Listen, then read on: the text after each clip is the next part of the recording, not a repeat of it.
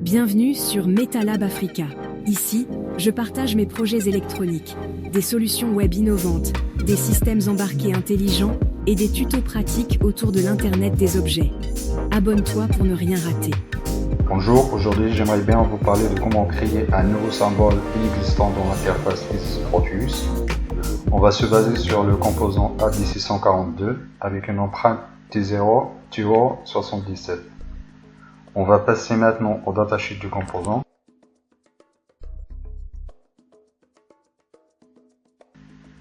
Voilà, donc c'est un double amplificateur opérationnel à base des transistors de Pfet. Donc il est fait par l'Analog Device. Donc on le voit ici, donc on voit deux amplificateurs opérationnels identiques. Donc il y a l'amplificateur 1 avec des entrées 2 et 3 avec une sortie 1. L'amplificateur 2, donc il est branché entre le 5 et 6 avec une sortie 7. L'alimentation V+ dans la pin 8 et V- dans la pin 4. Donc l'objectif sera de reproduire donc cette empreinte dans le logiciel Isis Proteus.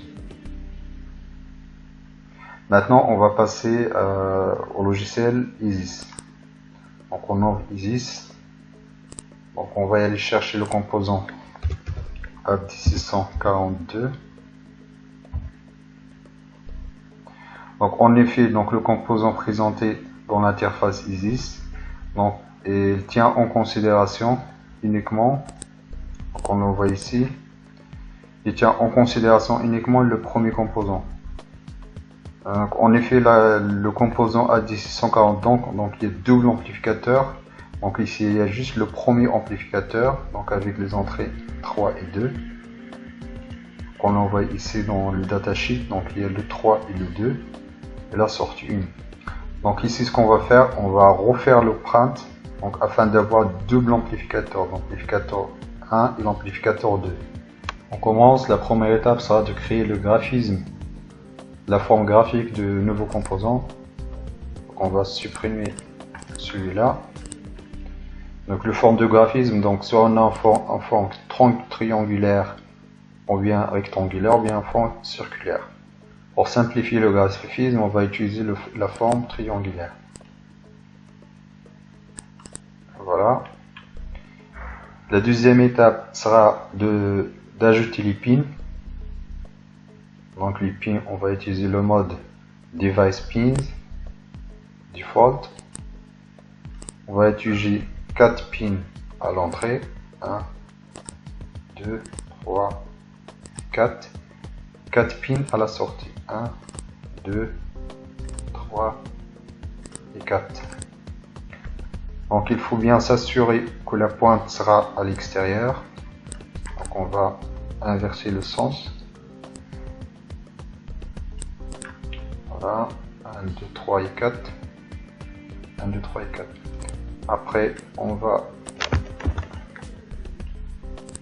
changer la hauteur de la boîte pour avoir un composant symétrique. Voilà.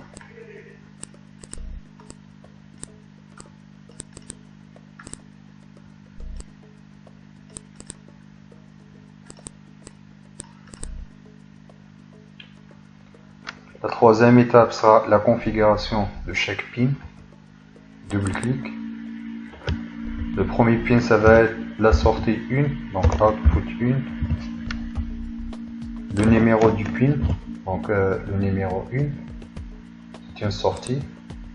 Donc pour savoir la numérotation et le nom du pin, donc il faut se référencer au datasheet. Donc le datasheet, donc le premier pin, le numéro 1, ça va être une sortie. Donc le numéro 2, ça va être l'entrée moins, le numéro 3, etc. Donc on revient. Donc le premier pin, c'est output 1. Il faut bien préciser la sortie. Donc clique sur OK. On refait la même chose pour les autres pins.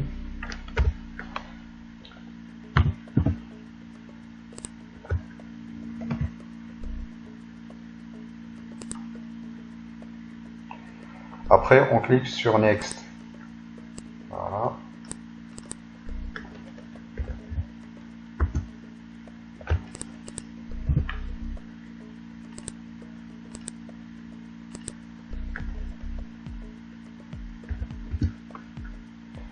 Le quatrième pin, c'est un pin d'alimentation. Donc le V-, donc il faut bien préciser par le pin. 4. Next.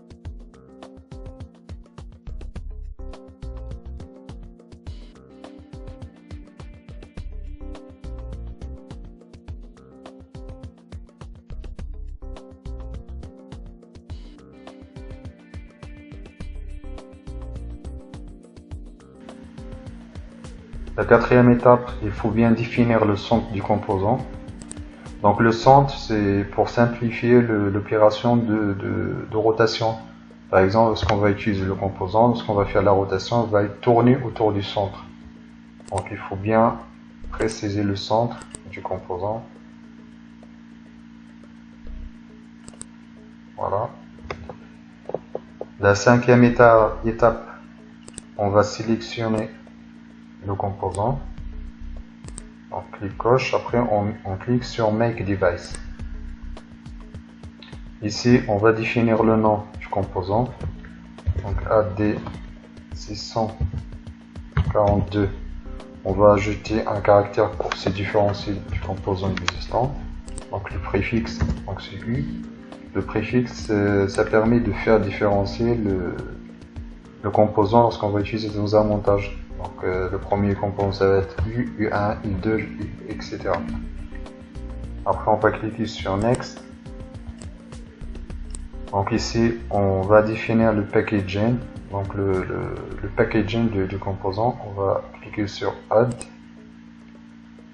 Après on va cliquer sur Add. On va aller chercher l'empreinte 77. Donc voilà. On clique sur OK. Donc il faut bien faire attention à la numérotation. Il faut faire une comparaison des entrées et les sorties avec l'empreinte. Donc l'empreinte se trouve à droite, donc ici. Et comparer l'empreinte avec le datasheet. Donc il ne faut pas se tromper du empreinte, sinon vous aurez des problèmes au niveau de conception de PCB. Une fois que tout est bon, donc on clique sur Assign Package. Après on clique sur Next.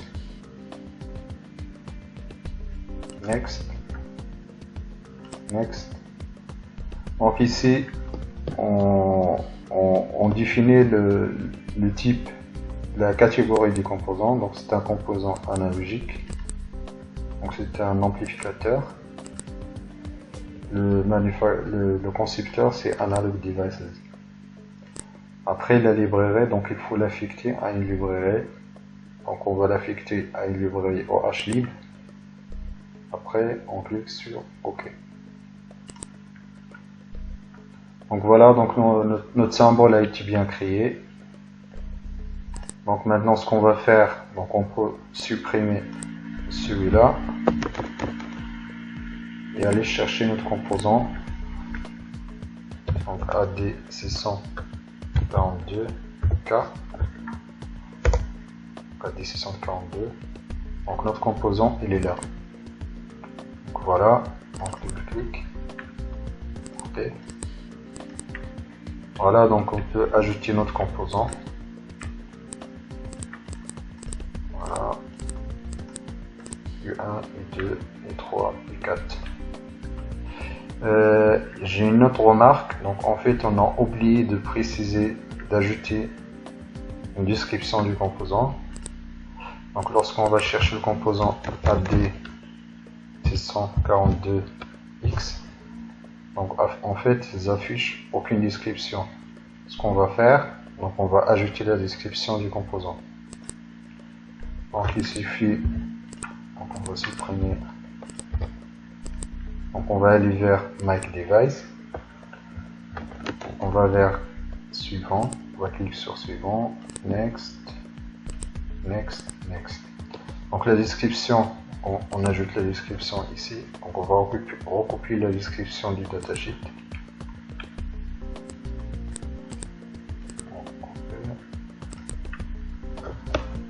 cast.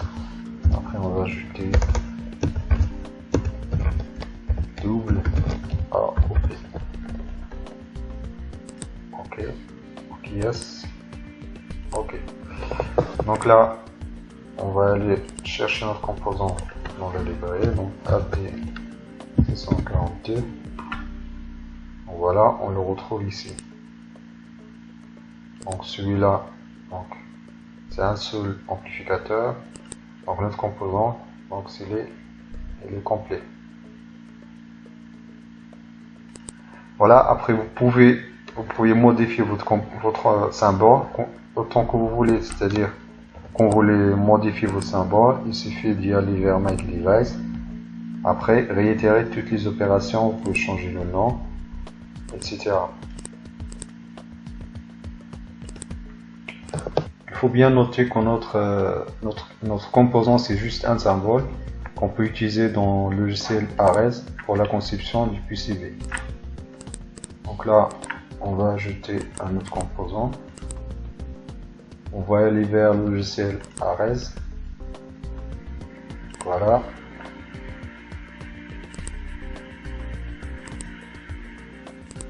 Donc on a l'empreinte de notre composant. U1, U2. On verra dans la prochaine vidéo comment créer le modèle de simulation du composant U1. Par exemple ici, si on va aller chercher notre composant AD642, donc c'est bien marqué non simulator model, c'est-à-dire le modèle, le circuit qu'on a créé. Donc on ne dispose pas de module de simulation, c'est-à-dire on ne peut pas simuler le composant.